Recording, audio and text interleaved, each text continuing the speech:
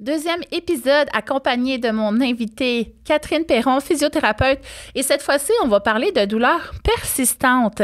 Et je suis contente d'où est-ce qu'on est allé dans cet épisode-ci parce qu'on a parlé des enjeux de notre entourage, autant des organismes payeurs que nos partenaires de vie, l'impact qu'ils ont sur notre guérison suite à une blessure.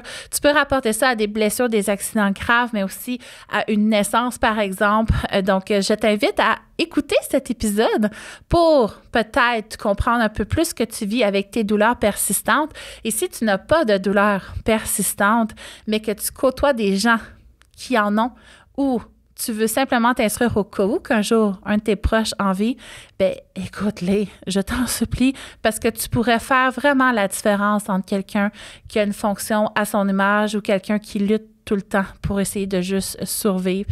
Donc, j'espère que cet épisode va changer beaucoup de choses et n'hésite pas à me partager ce que ça change pour toi. J'ai très hâte de te lire.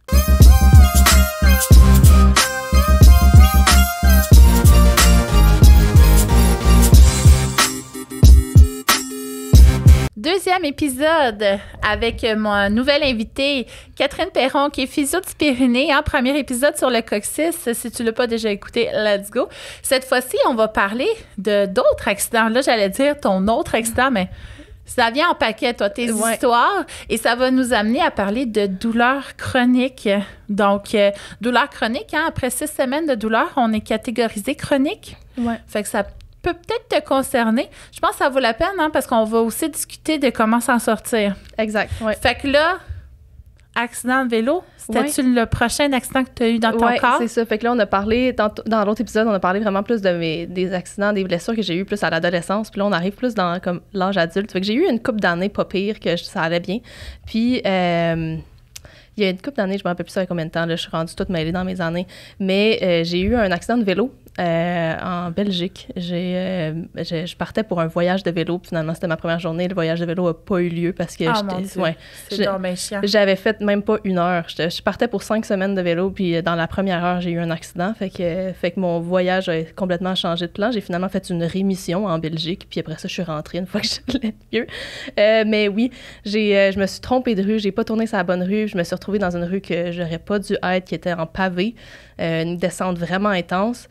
Puis la piste cyclable était entre les 2 rails de tram. Fait que là, tu sais, sur des pavés avec un vélo qui est lourd, entre les 2 rails de tram, puis là, j'ai entendu le tram qui arrivait derrière moi, fait que ça m'a stressée. Puis j'ai voulu juste regarder, voir s'il était loin, puis en tournant ma tête, j'ai un peu tourné mon guidon, puis je suis tombée dans les rails du tram. Fait que mes roues ont arrêté d'avancer de même, puis je suis passée par-dessus le vélo. Et j'ai atterri sur le visage. Fait que je m'en suis sortie pas trop pire quand même. J'ai eu une petite commotion que je me suis auto-diagnostiquée plusieurs années plus tard. Mais j'ai eu une petite commotion, je me suis cassé 2 dents, j'ai cassé mes lunettes. Puis à part de ça, c'était pas si pire, sauf que j'ai aussi atterri sur mon poignet. Puis j'ai eu douleur au poignet, mais pas si pire. Tu sais, ça s'est comme géré dans les semaines qui ont suivi, ça s'est replacé. À cette époque-là, j'étais encore étudiante en physio. Fait que j'avais un peu moins là, les réflexes, puis là, j'étais à l'étranger, ça me tentait pas d'aller consulter. Puis là, ça s'est replacé tout seul, fait que j'ai juste laissé ça de même. Globalement, cet accident-là, je me suis bien remis, là. J'ai pas eu de séquelles. Jusqu'à... comme j'ai eu un accident de voiture il y a maintenant 1 an et demi. Fait que j'ai gradué, j'ai terminé ma maîtrise, j'ai commencé à pratiquer, puis 1 mois et demi après, je venais tout juste de devenir physio, j'ai eu un accident de voiture. Fait que je me suis fait couper la route en roulant à 70 km/h. Fait que la voiture a arrêté d'un coup. J'ai eu le coussin gonflable du volant qui m'a percuté sur la poitrine. À la même place où j'avais ma ceinture qui a serré. En fait, j'ai des petits bras, fait que je me tiens très proche de mon volant. Ouais, fait que ça a frappé vraiment fort, en fait. Puis mon sternum a cassé. Ah! Ouch! Oui. Fait que le point de la ceinture plus le coussin, ça a fait une fracture. Puis ça s'est passé tellement vite, hein, je sais pas exactement qu'est-ce qui s'est passé, mais... On dirait que j'étais pas prête à ça. Oui. J'étais pas prête à autant de douleur parce qu'on dirait que je la vis en dedans de moi, je me sens pas bien. OK, fait que fracture, puis... fracture du sternum, puis ma main a dû cogner quelque part sur la porte, je sais pas exactement, mais j'avais de la douleur au poignet aussi, le même poignet que j'avais eu un impact quelques années plus tôt. Puis ça, je veux déconstruire 2 choses, OK? Ouais. 2 choses avant que tu partes de ces douleurs, parce qu'après ça, on va parler de douleurs. Si un accident, on pouvait le prévoir, on ne l'aurait pas. Exact. Il y a beaucoup de gens qui ont la pensée magique de moi, ça ne m'arrivera pas parce que si ça arrive, je vais réagir. Oui. Mais si tu as un accident, c'est parce que tu n'as pas eu cet espace-là de réaction. Ben non. Fait que ça arrive plus vite qu'on pense. Ben oui. Et les voitures, ça fait plusieurs épisodes, je pense que je l'ai dit, mais c'est tellement important de savoir qu'ils ne sont pas faites pour les femmes. Ouais. Ils ont tous été conçus pour les hommes, ils sont sécuritaires pour les hommes. Donc, effectivement, pour que pour nous, les hommes de 1,75 m. Les grands hommes de 30 ans qu'on voit dans les livres d'anatomie. Qui sont minces, là. C'est ça, les minces grands hommes clichés là, de la représentation masculine. Fait que c'est fait pour eux, la sécurité routière. Les tests de sécurité routière sont faits sur leur corps à eux. Fait qu'eux s'en sortent. Puis pour des accidents beaucoup moins pires, nous, on va être beaucoup plus blessés. Puis on a beaucoup plus de chances d'en mourir parce que justement, on est tellement collés sur nos volants pour être capable de toucher les pédales. Les ceintures nous arrivent souvent dans le cou. Fait qu'il y a moyen de rendre ça plus sécuritaire. Entre autres, on peut descendre la ceinture moi-même, si quand possible. je la descends trop haute. Oui, mais on peut essayer moi, quand même un booster d'enfant. Ah ouais. Pour être assez haute, mais là, je touche moins les pédales. Fait que là, je me ramasse à m'avancer plus, fait que je suis vraiment collée sur mon volant. Fait que, tu sais, je suis en danger. Puis maintenant, tu sais, certaines voitures vont être testées avec des mannequins féminins. Puis là, mannequin féminin, c'est 100 livres, 5 pieds 1. Pour eux, c'est ça, une femme. Fait que, tu sais, pour moi, c'est la grandeur et le poids de ma fille de 8 ans. Mais pour eux, c'est une femme. Fait que, mais toujours passager. Parce que une femme, ça va pas sur le banc conducteur. Ben non. Fait qu'on n'est pas en sécurité en voiture. C'est super con. Fait que, tu sais, si t'avais été un homme de 6 pieds... Ça aurait peut-être été moins pire. Ça aurait été moins pire. Ça aurait pas peut-être. C'est statistiquement prouvé, là. Ça aurait été... Fait que c'était les 2 points que j'avais envie d'aborder. Tu sais, pourquoi pas un peu d'outrance, parce que c'est en soutrant qu'on évolue. Fait que soyez outrés. Moi, je suis super outrée. Soyons outrés en gang. Là, on peut repartir ces douleurs chroniques. Oui. Puis, autre petite affaire, autre petite blessure que j'avais pendant cet accident-là, mon genou a frappé dans mon trousseau de clés. Tu sais, sur la... OK. Puis j'ai 3 clés qui sont rentrées dans ma cuisse. Oh mon Dieu! Fait que, puis honnêtement, là, sur les 3 blessures que j'avais, là, la première semaine, c'était celle-là qui était la plus douloureuse. Ben, c'est elle qui maintenant me fait plus rien, là. Mais c'est celle-là qui m'était le plus douloureuse au début. Fait que j'ai un peu plus négligé les autres, alors qu'elles étaient plus graves les autres. T'sais. Fait que ça, c'est quelque chose que je veux mentionner, que des fois, c'est pas parce que ça fait mal que c'est nécessairement plus grave. Il y a ça à déconstruire, des choses qui, sur le moment, sont plus douloureuses, mais qui ont moins de répercussions à long terme. T'sais. Puis, tu sais, ma cuisse, là, mon genou, c'était comme un ballon de football, là, les premiers jours, là, noir, là, tu sais, juste de tellement de sang dans ma cuisse, tu sais. Fait que c'était douloureux de marcher, de me pencher, me tourner, tu sais, tout était douloureux au niveau de ma jambe. Puis le reste, ça avait l'air minime à côté, tu sais. Puis finalement, ma cuisse, ça me cause plus de problème, mais j'ai encore, tu sais, là, on est presque 2 ans plus tard, j'ai de la douleur à tous les jours dans mon poignet, là, tu sais. Puis, tu sais, mon sternum comme tel me fait plus mal, mais j'ai juste tellement de tension dans mon diaphragme que, tu sais, c'est régulier, puis là. en dedans de ton thorax, mais j'imagine que tu as été traitée, là.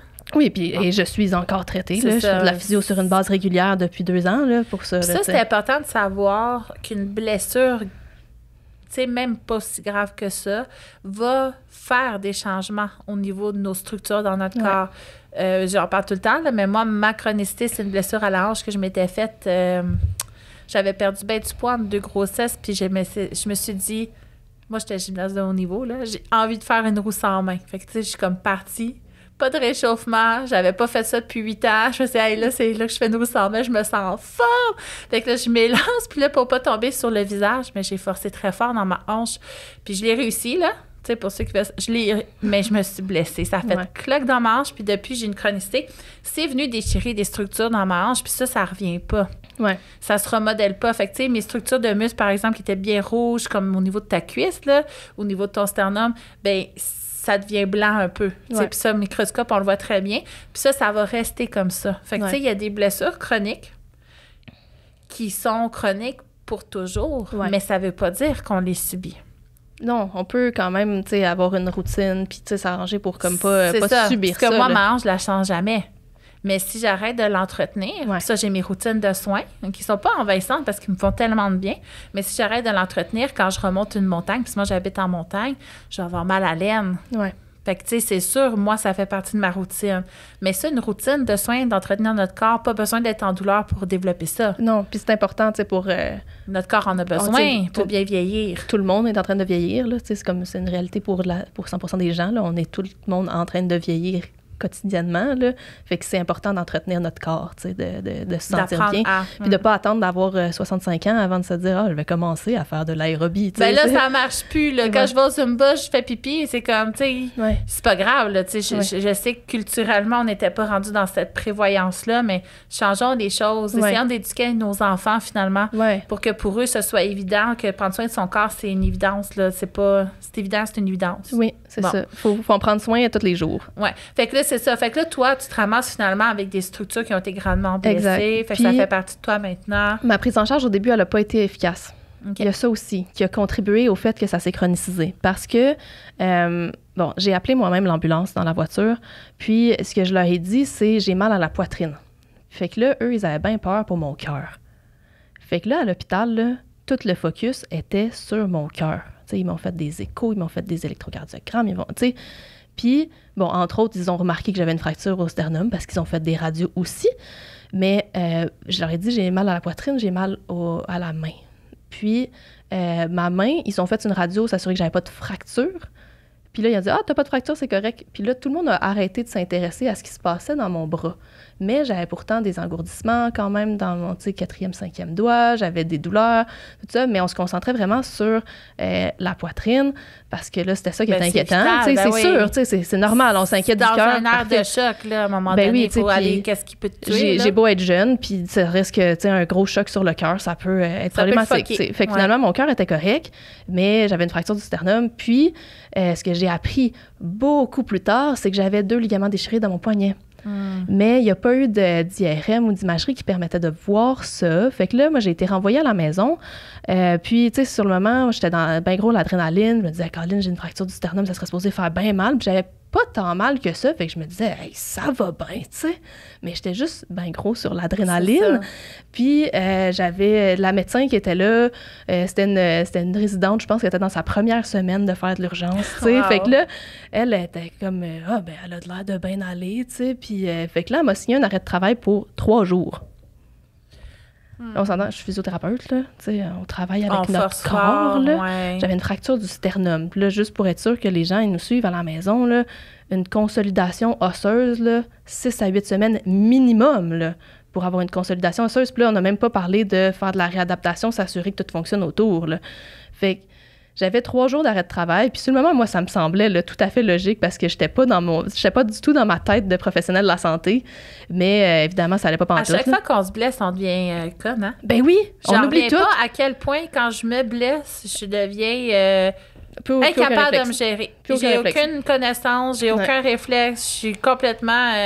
je comprends plus rien de ce qui m'arrive. Puis c'est par après, je fais, ça aurait peut-être été mieux aussi. Parce qu'on n'a pas le pas de recul qu'on peut avoir quand c'est quelqu'un d'autre. Sur nos clients, c'est évident. Un proche te dit, hey, j'ai un accident de charge, j'ai une fracture au sternum, je t'ai arrêté 3 jours. J'aurais dit tout de suite, va voir ton médecin de famille. Parce que semaines, là, un os cassé, c'est 6 semaines. Fait que, tu sais, ça aurait été mieux sur quelqu'un d'autre. Tout à fait, ben oui. Fait que là, j'avais un 3 jours d'arrêt de travail. Bon, évidemment, quelques jours après, j'ai compris que ça fonctionnait pas puis que j'étais capable de retourner au travail le lundi suivant. Fait que je suis retournée voir un médecin. J'ai eu un 10 jours cette fois-là. Puis là, finalement, je suis retournée consulter. Puis là, j'ai finalement eu un 3 semaines d'arrêt de travail. Mais je suis quand même retournée au travail 3 semaines après ma fracture de sternum. Au total, OK. Fait que dans le fond, au total de l'accident, au retour, c'était 3 semaines. 3 semaines. 3 semaines après mon accident, j'étais de retour en clinique à faire des rendez-vous. Non, je suis revenue avec des demi-journées, mais j'ai quand même fait comme toute une semaine de demi-journée, là, fait comme une demi-semaine, là, finalement, là. Fait que quand même pas mal, là, tu sais. Mais c'était pas si pire, tu sais. J'avais pas tant mal, mais je forçais tout croche, tu sais. C'est ça l'affaire. Mais comme moi, je me disais, j'ai pas mal, je suis correct, tu sais. Mais, tu sais, puis là, c'est là que ça s'est empiré parce que... au début, c'était surtout mon sternum qui me faisait mal, fait que je faisais pas beaucoup d'efforts avec mes bras parce que, tu sais, mettons, me verser un verre d'eau, c'était la fin du monde. Là. Et puis on force tellement sur nos clients. Oui. Hey, c'est au-delà du verre d'eau, là. Ben oui, fait qu'à la maison, j'utilisais pas tant mes bras, tu sais, fait que je me rendais pas compte que mon poignet me faisait mal beaucoup. C'est parce que j'utilisais pas trop. Puis là, c'est en recommençant à travailler qu'il s'est mis à me faire un peu plus mal jusqu'à ce que, comme 2-3 mois après mon accident, je me rende à un point où ma main, je la sentais plus autant que l'autre. Je sentais plus, j'avais plus de proprioception dans ma main. Je n'étais pas capable de savoir, sans la regarder, si elle était comme ça, tu sais. Fait que là, je savais pas, tu sais, hey, comment tu veux évaluer, mettons, la position du bassin de ta patiente, que c'est genre, tu te mets tes mains de chaque bord puis tu essaies de comparer entre tes deux mains si c'est pareil. J'étais incapable de faire ça, tu sais. C'est clair. J'étais incapable de faire ça. J'étais pas capable de ressentir ma main gauche dans l'espace, puis dès que j'essayais de faire des efforts avec, j'avais moins de force. J'étais pas capable de tenir des affaires dedans. Ça me faisait mal, puis j'avais pas de force. Fait que là, j'étais comme, là, ça va pas. Tu sais, fait que j'ai retourné en arrêt de travail suite à ça. Puis là, vraiment, le focus a été tout sur mon poignet parce que c'était ça qui m'empêchait de travailler puis qui m'empêchait d'être efficace. Puis là, en tout cas, gros combat avec la SAC aussi pour faire accepter toutes ces affaires-là. C'est vraiment compliqué, là. C'est genre, je veux pas embarquer là-dedans parce que c'est tellement un gros sujet de genre les compagnies d'assurance puis à quel point ça nous bloque. Je m'en allais là un peu, si ça te dérange pas. Parce que, tu sais, ceux qui nous écoutent, on le sait pas, là. Tu sais, ça peut être du monde qui travaille autour de ça puis je trouve ça important parce que, tu sais, moi, personnellement, j'ai choisi comme professionnel, puis c'est horrible ce que je vais dire. Puis je reviens pas que je vais le dire à voix haute sur un podcast, mais j'ai pas ce qu'il faut pour traiter une clientèle CNSST ou SAC. Puis je vais m'expliquer pourquoi. C'est pas que j'aime moins ces patients-là, c'est pas que j'ai pas envie de les aider, c'est pas que je crois pas que je peux les aider. Mais l'enjeu d'assurance en arrière, de validation, ça vient nuire à la guérison. Énormément. On se ramasse avec des gens qui sont invalidés, qui ont des douleurs réelles, très invalidantes. J'arrête pas de me répéter aujourd'hui, aidez-moi quelqu'un. Fait qu'ils sont invalidés puis ils ont des douleurs invalidantes, hein? C'est assez clair. Puis c'est ça, ils sont pas crus. Il faut qu'ils se battent pour le prouver. Fait que là, toi, comme thérapeute, tu essaies de les aider à aller mieux, mais d'un autre côté, ils sont en processus de prouver qu'ils mentent pas. Fait que comment tu veux psychologiquement te laisser aller dans une guérison quand pour être reconnu, avoir ton salaire, avoir tes traitements payés, faut que tu montres que tu mens pas. Fait que c'est un enjeu psychologique, social, d'envergure qui est majeur. Puis moi, personnellement, je me sens pas outillée pour dealer avec ça, puis sûrement qu'il y a plein de physios qui le sont. Mais je trouve ça grave parce que si ces gens-là, finalement, étaient « Hey, t'as une fracture de sternum », puis là, ta fracture, tu sais, au poignet, je comprends. Il n'y avait rien de vital à comparer à ton cœur, tout ça, mais par après, mon poignet va pas faire les examens, découvrir tout ça. Je le vois, puis je le sais que c'est 6 semaines. Tu sais, mettons, tu aurais eu ton accident, puis on t'aurait dit, hey, 6 semaines tout de suite. Mais déjà, toi, tu aurais su, hey, moi, j'ai besoin d'au moins 6 semaines. Tu aurais peut-être commencé déjà à consulter. Ça aurait peut-être été différent, tes douleurs au bout du corps.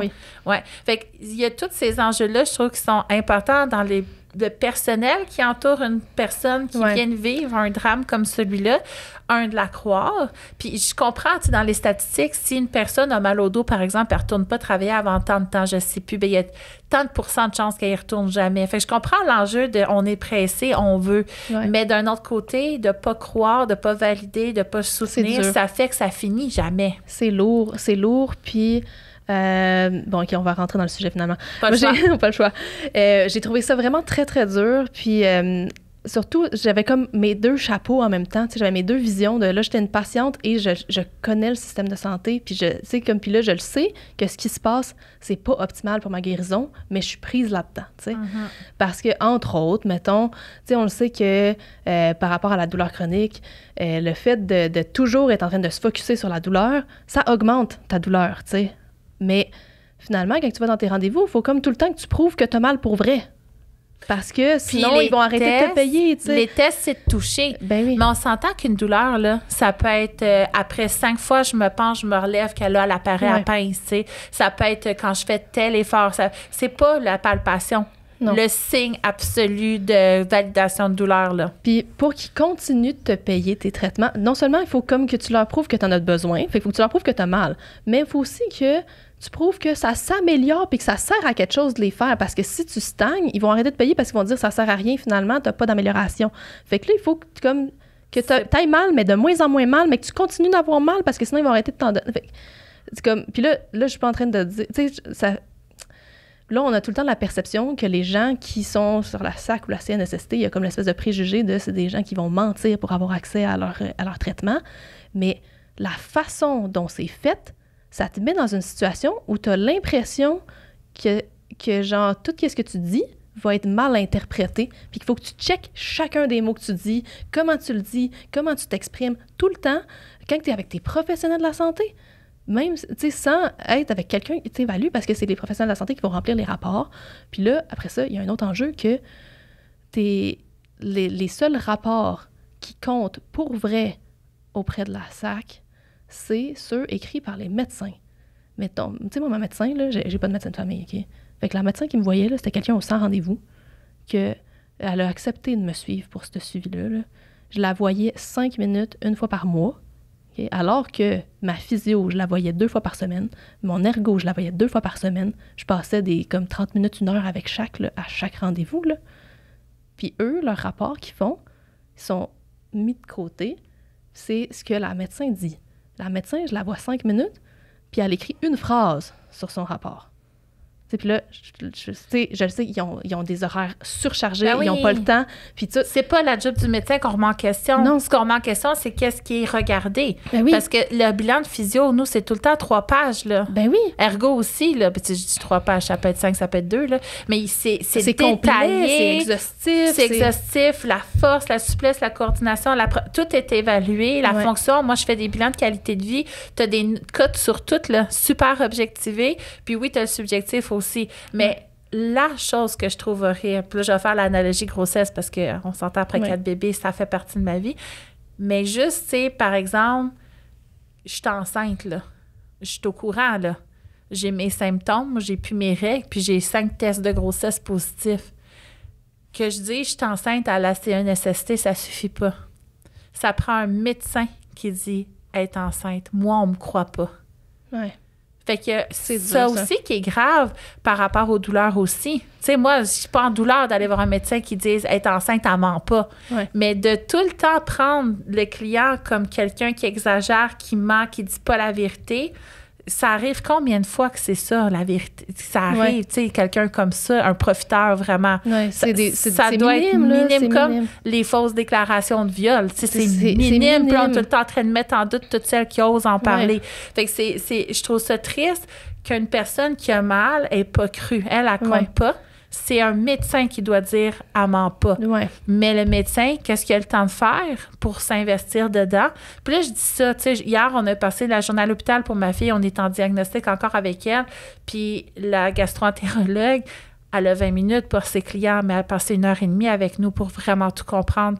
Mais ça a des enjeux sur elle. Oui, sur toutes les autres sur personnes. Sur toutes les personnes qui vont être en retard à cause de nous. Elle va arriver en retard chez eux. Elle n'est pas payée pour ce temps-là qu'elle a fait plus. Fait que, tu sais, il faut comprendre un peu le côté de tout le monde. Ouais. Mais je trouve ça grave qu'il y ait quelqu'un qui souffre, qui est affecté. Bien, on nuit finalement à sa guérison avec tous ces enjeux-là. Exact. Puis il y a aussi tout l'enjeu de littératie, là, de juste comprendre. C'est quoi qu'il faut que tu fasses? C'est quoi les démarches qu'il faut que tu fasses? Hey, c'est pas clair, pas en tout. Sérieux, là? Comme, c'est vraiment pas clair. C'est quoi qu'il faut que tu fasses pour y avoir droit à tes affaires de la SAC? Bien, je pense qu'il y a des gens qui savent même pas qu'ils ont droit. Ben oui, c'est ça. Puis, tu sais, là, c'est genre...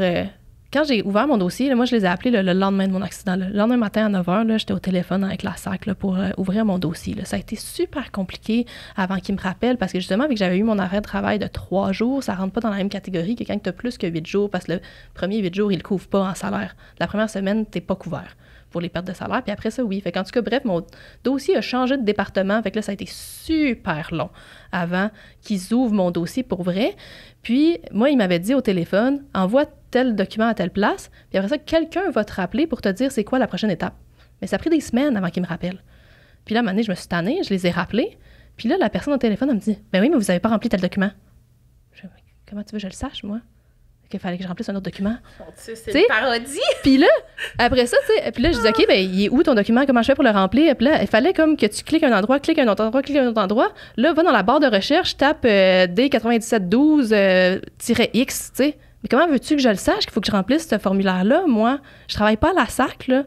Je le sais pas, c'est quoi les formulaires qu'il faut que je remplisse. Puis là, après ça, ben tu remplis le formulaire. Évidemment, les questions sont toutes pas claires, tu sais pas trop, tu remplis ça. Tu sais, c'est dur. Ils sont pas clairs pour quelqu'un qui connaît le corps humain. Pour quelqu'un qui connaît le corps humain, puis quelqu'un qui a des études, je sais lire des formulaires, tu sais, comme... on en lit des affaires plates, c'est ça, autres, là. Fait comme, hey, t'imagines quelqu'un, en plus, qui a de la difficulté à lire, qui a de la difficulté avec l'ordinateur, tu sais... C'est un enjeu de pas aller jusqu'au bout. Énormément, Sûrement qu'ils font ça pour, justement, qu'ils en perdent la moitié, qu'ils se disent, de la marche, je suis pas capable. Ben oui, puis après ça, une fois de temps en temps, tu reçois une lettre par la poste, avec aucune mise en contexte, puis là, ils font juste te dire, vos traitements sont arrêtés. Puis là, t'es comme, pourquoi? Tu sais, pourquoi? Tu le sais pas pourquoi, il faut que tu les appelles pour qu'ils t'expliquent tout le cheminement de pensée. T'sais, ils font juste te dire la conclusion de leur décision sans t'expliquer pourquoi, sans te mettre en contexte. Puis là, des fois, tu reçois des lettres, puis là, t'es comme... Je sais pas qu'est-ce qui se passe. Émotivement, là, c'est dur, là. Parce que là, de un, c'est pas clair qu'est-ce qui se passe réellement. T'sais. Ils vont-tu arrêter de les payer, mes traitements, ou pas? Ou, mais là, si t'es là, ils sont en train de t'annoncer de « Ah, ben on va arrêter de couvrir ton salaire, on va arrêter de payer tes traitements. » Puis là, OK, mais qu'est-ce que je fais, moi, maintenant, finalement, tu sais? Je suis toute seule. Mais là, il y a des avocats pour ça. Mais là, tu retombes dans quelque chose de compliqué, là. C'est dur, là, c'est dur. Et puis juste moi, mettons, me rendre à ma boîte aux lettres, là. C'est un esprit de montagne à monter, là, pour me rendre jusque-là. Hey, je vais pas souvent, là, chercher mon courrier, là. Fait que, tu sais, moi, je le saurais comme... Ça fait 3 semaines que j'ai reçu la lettre, puis là, je la prends là. Tu sais, ça fait 3 semaines que je paye moi-même, finalement, mes rendez-vous, puis je sais pas, tu sais. C'est ça, c'est pas bien fait pour que ça se passe bien. Non, vraiment pas. T'sais. Puis là, tous les termes, là, mon dossier à un moment donné avait été fermé parce que j'étais retournée au travail. Là, finalement, je suis retournée en arrêt de travail. Puis là, il envoie mon dossier au département des rechutes. Ça s'appelle le département des rechutes. T'sais, ça te fait-tu sentir comme t'es une merde, là, finalement? Là? Ah, j'ai raté ma rémission. Je suis en rechute, tu sais. Fait que là, c'est tous les trucs comme ça, là, ça fait que tu te sens pas bien, tu sais. C'est vraiment... Tu sens que t'es tout seul, tu comprends pas, tu te sens persécuté, ça empire les sentiments, tu sais, ça empire ta douleur parce que tu te sens comme tout le temps pas bien, t'as l'impression que tes traitements, ils vont peut-être arrêter du jour au lendemain. T'es comme au-dessus du vide, là. C'est pas toi qui as le contrôle là, sur quand est-ce que le tremplin s'enlève en dessous de toi, là. C'est pas doux. Vraiment pas. Puis pour les gens qui vivent pas avec un organisme payeur, tu sais, leur chronicité, qui ont une chronicité, cet aspect-là psychosocial, finalement, c'est comment que la société nous influence dans nos comportements douloureux, bien, ça va avoir un impact aussi sur notre guérison. Oui. Tu sais, des douleurs qu'on voit pas... l'employeur, les amis, tout ça. Vois le verre à moitié plein au lieu de le voir à moitié vide. T'es pas positive, t'es pas vaillante. Tu t'es enfin pris en main. Tu sais, c'est tout hyper violent comme phrase. Ou arrête d'y penser, ça va être correct. Ça va être correct. On dirait qu'on parle de fertilité. Fait que c'est quand même, tu sais, si toi, autour de toi, t'as quelqu'un qui vit de la douleur chronique, mais déjà, tu sais, sache qu'il se comprend pas, il se sent tout seul, il se sent pas compris, il se sent anormal. Puis si, en plus, toi, t'arrives avec ce genre de commentaires-là, mais tu viens nuire à sa guérison. Ouais. Pour bien guérir d'une douleur chronique, on a besoin de, la comprendre, fait que de vraiment avoir eu l'enseignement, puis savoir ce que c'est. Tu peux pas guérir si tu es en errance diagnostique. Tu as besoin de ton diagnostic. Tu as besoin de la comprendre, ta douleur. Tu as besoin de savoir qu'est-ce qui s'en vient, comment ça évolue. Tu as besoin de sentir que tu n'es pas tout seul à vivre ce que tu vis là. Puis tu as besoin de sentir que c'est normal que tu le vives comme tu le vis là. Ouais. Puis si tout est normalisé, que tu es validé, puis que tu te sens soutenu, autant par les professionnels de la santé que ton entourage, ta guérison va suivre qu'est-ce qui est écrit dans les livres, tu sais. Ouais. Moi, ça, je l'ai vécu dernièrement parce que là, en tout cas, juste wrap-up, je me suis rendu compte plusieurs mois plus tard que j'avais des ligaments déchirés dans mon poignet et c'est pas couvert par la SAC parce que vu que ça n'avait pas été imagé la première journée suite à l'accident, on le sait pas si c'est relié à l'accident selon eux. Fait que ça, c'est plus couvert, j'ai plus rien de prestations par rapport à ça. Mais ça a été trouvé trop tard et ça va jamais revenir, mes ligaments dans mon poignet, ils vont rester même. Fait que t'aurais pu avoir un montant pour une séquelle, dans le fond, qui persiste. Exactement, mais là, je l'ai pas parce que ça peut pas être prouvé que c'est relié à l'accident. Fait que ça, j'ai pas ça. Fait que moi, je reste avec ça, puis c'est pas une condition qui peut être opérée, ça serait pas amélioré par une chirurgie. Fait que je vais avoir une instabilité chronique dans mon poignet pour tout le reste de ma vie. Ce qui fait que quand je travaille, il faut que je mette une attelle, entre autres. Quand je suis à l'ordinateur, il faut que je mette une attelle pour stabiliser mon poignet. Fait que, tu sais, je travaille tranquillement à faire mon deuil par rapport à ça. Tu sais, je suis plus capable de me mettre, mettons, en appui sur les mains. Tu sais, ce genre de choses. Puis j'essaie de faire le deuil de... C'est quelque chose que je pourrais plus jamais faire dans ma vie, ou en tout cas, il faut toujours que je trouve des variantes, des façons de l'adapter, parce que ça va pas se réparer malheureusement dans mon poignet. Je peux travailler à améliorer comme ma mécanique dans mon corps pour pallier sans avoir des compensations qui me donnent des douleurs ailleurs, mais ça, c'est un gros deuil à vivre. Puis, où je voulais m'en venir, c'est cet été, je me suis cassé la cheville. Bon. Fait que oui, ça arrête plus. Puis là, cette fois-ci, là, je me suis dit, là, ça va faire, là. M'a pas encore tombé dans de la douleur chronique, m'a faire les choses, là, exactement comme il faut. J'ai respecté, là, toutes les premiers jours, toutes les règles de genre, de faire attention, là, le repos, la glace, là, toutes ces affaires-là, là.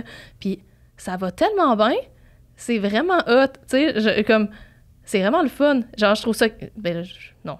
Quand tu as l'espace de guérir selon ce que ton corps a besoin, c'est plus le fun que quand tu dois lutter pour chacune des étapes. Exact. Puis là, j'ai vraiment, j'ai pris mon temps, je me suis pas mis de presse, j'ai comme vraiment fait les choses en prenant en suivant les directives, sans jamais me pousser, mais en faisant comme progressivement de plus en plus, puis tout.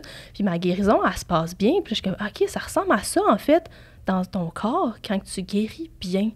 Puis c'est tellement plus agréable. Puis comme d'un côté, ça m'a fait du bien de vivre cette expérience-là, puis de voir que c'est pas toi le problème. C'est pas moi le problème. T'es pas défectueuse. C'est ça, puis c'est pas une fatalité que si je me reblesse dans ma vie, ça va juste empirer, puis comme... Te limiter. Me limiter de plus en plus, tu sais. Là, ma cheville est comme... Ça fait 4 mois, là, fait que là, ça va de mieux en mieux, tu sais. J'ai recommencé à courir, sauter, tout ça. Il me manque un peu de stabilité, mais, tu sais, j'en reviens pas à quel point elle guérit bien, tu sais, en comparaison à toutes les autres blessures que j'ai eues dans mon corps, dans ma vie, tu sais. Fait que c'est ça, c'est pas une fatalité, mais ce que je trouve important de mentionner, c'est que les premiers jours, les premières semaines suite à une blessure, c'est tellement important. Tellement important, tu sais, pour la guérison, pour plus tard. Puis ça, moi, ça m'a pris du temps avant de le comprendre, tu sais. Puis j'ai comme pas eu le choix de le vivre dans mon corps pour réaliser que c'est vraiment important. Puis on le met pas assez de l'avant dans la société parce qu'on est tout le temps pressé de faut retourner au travail, faut retourner à nos activités, faut pas que ça paraisse. On va prendre des médicaments qui nous déconnectent de nos sentis et nos besoins. Ouais. Ça, c'est juste les rhumes, là. Ouais. Moi, je trouve ça fou, OK? Parce que j'ai l'espace maintenant de vivre un rhume pleinement. Ouais. Tu sais, moi, quand je suis malade puis je me sens fatiguée, ben je vais me coucher, tu sais. Je suis malade, je tousse, ben je vais ouvrir mes fenêtres, tu sais. Que souvent, il y a plein de médicaments qui vont être proposés pour t'empêcher de tousser, pour t'enlever ta fièvre, pour te redonner de l'énergie, pour faire semblant que tu n'es pas en train de combattre. Mais moi, mon rhume, il dure 2-3 jours, là. Bon, attends, là, le dernier, attends. Il a duré 2-3 jours, OK? Je tousse encore la nuit, là, ou quand je ris trop fort parce que j'ai un fond de moton dans les poumons, là. Mais ça a duré 2-3 jours la période aiguë. Mais combien de temps ça dure quand tu fais de bien aller puis tu restes productive? Ton corps qui a tellement besoin que tu te reposes pour avoir l'énergie de combattre ton maudit virus. Il le traîne, oui. Tu le traînes pendant... Tu sais, moi, ma mère, mettons, maman, là, elle était capable de s'arrêter, tu sais. Fait qu'elle va se bourrer de pilules, aller travailler, mais ça dure 6 semaines, là. Fait que c'est, tu sais, il y a ça aussi au niveau des blessures. Si t'as mal... C'est que ton corps, il te communique quelque chose. Oui. Comme, là, il faut le préciser, dans la douleur aiguë, suite à une blessure, dans les premiers jours, la douleur aiguë, ça sert à quelque chose. C'est ton corps qui te dit que t'as besoin de prendre une pause, tu sais. Oui, puis... Quand on parle de douleur chronique, c'est pas la même affaire parce que là, il y a d'autres choses qui se passent dans le corps, mais de la douleur aiguë... on va en parler de ça. Parce que comment différencier?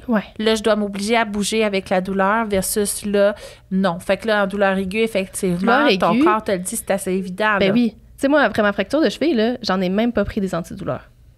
J'en ai pas pris.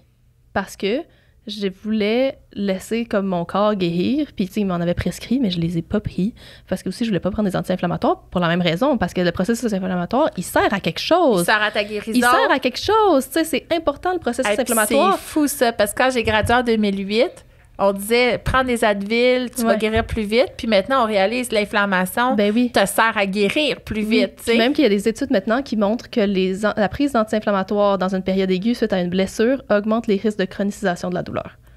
Ouais. Parce que, justement, tu guéris pas de façon efficace au début, tu sais, fait que... Moi, je vais recommander, je veux dire, c'est pas moi qui recommande, mais mettons, une blessure qui t'empêche de dormir. Ouais, ben oui, c'est Là, sûr. moi, je prendrais mon antidouleur parce que, tu sais, ton sommeil t'aide aussi. Oui. Puis le sommeil, c'est comme un besoin de base. Hein? Ouais. Manger, dormir. Là. Ouais. Puis s'il y a des Fait que, activités que tu as absolument besoin de faire, puis que là, tu n'es pas capable de les faire à cause de ta douleur, OK, mais en même temps, essaye autant que possible. T'alimenter, puis tu sais, comme les choses de base, là. Mais essaye autant que possible de juste prendre du repos les premiers jours, premières semaines. Tu sais, moi, c'est ça que j'ai fait. Je mettais de la glace pour la douleur, puis c'était suffisant, tu sais. Parce que j'ai vraiment fait un repos complet. Un repos complet. Puis il y a d'autres pathologies, comme par exemple les amputations traumatiques. Que ça, je sais pas si tu as lu récemment là-dessus, mais tu sais, des amputations traumatiques, mettons, tu te fais couper une jambe, ben ça, il avait remarqué. Par contre, s'il coupait la douleur le plus possible pendant un certain temps, ben il y avait moins de douleur fantôme après. Ça, c'est cool, comme si la douleur était tellement, tu sais, on s'entend se faire arracher une jambe, importante que le cerveau l'imprégnait. Puis après ça, les gens se mettaient à avoir des douleurs après. Par contre, c'est pas nécessairement ce que j'étudie ou que je lis, mais je l'avais eu dans un cours de douleur chronique, cette information-là. Fait que dans certaines circonstances, c'est mieux de te geler. Oui. Mais dans le commun de façon tous les générale, jours, c'est peut-être pas tout le temps l'option. Ouais. Te geler dans un but de fonctionner puis de performer quand tu es en blessure aiguë, là, tu es en train de te nuire. T'es dans le déni, finalement. Là, ouais. C'est pas optimal. T'sais. Après ça, on est dans de la douleur qui est chronique, qui est je préfère dire persistante là, de façon générale, parce que chronique, il y a comme une connotation négative, une fatalité. C'est chronique. Ben, moi, quand je dis ma hanche est chronique, c'est comme si, mais non, je la sens jamais. Ouais. Tu sais, fait que j'ai quelque chose, une condition, mais qui me limite pas du tout. Ouais. Fait que, je préfère dire douleur persistante. Là, puis là, la douleur persistante, il y a toutes sortes de définitions. Hein. Là, il y a des gens qui vont dire 6 semaines, des fois on dit 3 mois, des fois on dit 6 mois. Ça dépend de toutes les conditions. Mais en gros, c'est de la douleur qui persiste dans le temps. Là. En gros, là. Quand elle serait censée d'être guérie. Quand ça serait censé d'être guérie puis qui est censé ne plus avoir de douleur. C'est ça une définition d'une douleur chronique. T'sais, moi, ma cheville, là, ça fait 4 mois. Elle me fait encore mal dans certains mouvements, mais dans ma tête, je considère pas ça comme de la douleur chronique juste parce que c'est son processus normal. Elle a pas tout à fait fini complètement de guérir. Fait que des fois, elle me fait un peu mal. Je considère que c'est tout à fait normal. Puis ça m'inquiète pas du tout quand elle me fait mal parce que c'est juste normal, ça va finir par partir. T'sais. Ouais, là, tu catastrophises pas. Non, parce que. Mon Dieu, ça va être de pire en pire. Je vais-tu m'en sortir? Elle va-tu partir, ma douleur? Je suis en train de me blesser. Je vais-tu repartir à zéro? Fait que ça, c'est de la catastrophisation. Puis là, c'est tout à fait normal comme processus mental. Même, j'avais la naïveté pendant que j'étais aux études de me dire les professionnels de la santé, on ne doit pas être touchés par la douleur chronique parce qu'on le sait, qu'est-ce qui se passe dans notre corps. Mais non, parce que même si tu le sais, ça embarque pareil, cette réflexion-là de comme, oh mon Dieu, mais qu'est-ce qui va m'arriver, puis ça va-tu être pire? Puis même des fois, c'est pire, je pense, quand tu es professionnel de la santé parce que tu en as tellement vu des histoires, puis on le sait, qu'est-ce qui peut se passer, tu sais. Fait que là, moi, je m'embarque dans toutes sortes de scénarios catastrophes là, quand je me blesse, là, tu sais, de genre, ça va être la fin du monde, puis je serai plus jamais capable de faire telle affaire, tu sais, c'est facile d'embarquer là-dedans. Mais là, t'as changé ton mindset. Ouais, ben les premiers jours, j'étais beaucoup là-dedans. OK. Les premiers jours, j'étais beaucoup là-dedans parce que j'ai pas eu un diagnostic clair au début. Puis là, après ça, je suis retournée consulter. Puis là, l'autre médecin, il a pris plus le temps de me parler, puis de me rassurer, puis de m'expliquer vraiment. En fait, la première médecin, elle m'a dit que j'avais juste une entorse, puis que dans 10 jours, j'allais pouvoir enlever ma botte d'immobilisation puis recommencer toutes mes activités. Puis je le savais en dedans de moi que ça faisait aucun sens. Moi, je le savais en me rendant à l'hôpital que ma cheville était cassée. Je le savais en dedans de moi que ma cheville était cassée. J'avais fait moi-même des tests sur moi-même. Puis j'étais comme, c'est sûr qu'elle est cassée. Puis là, elle me disait 10 jours, puis j'étais comme, genre, ça se peut pas. Ça se peut pas. Je le sais que c'est faux, ce que tu me dis.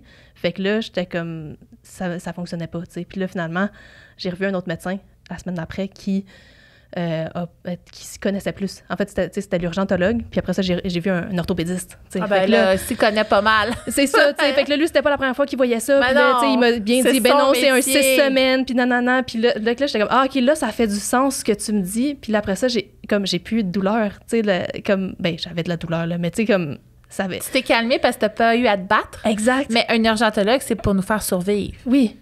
Après ça, il faut être référé. Ben oui, une fois qu'on est survivant, là, puis j'ai demandé, moi, à l'urgentologue, j'ai dit, tu peux-tu me faire voir le radiologiste, l'orthopédiste? Puis on était un dimanche.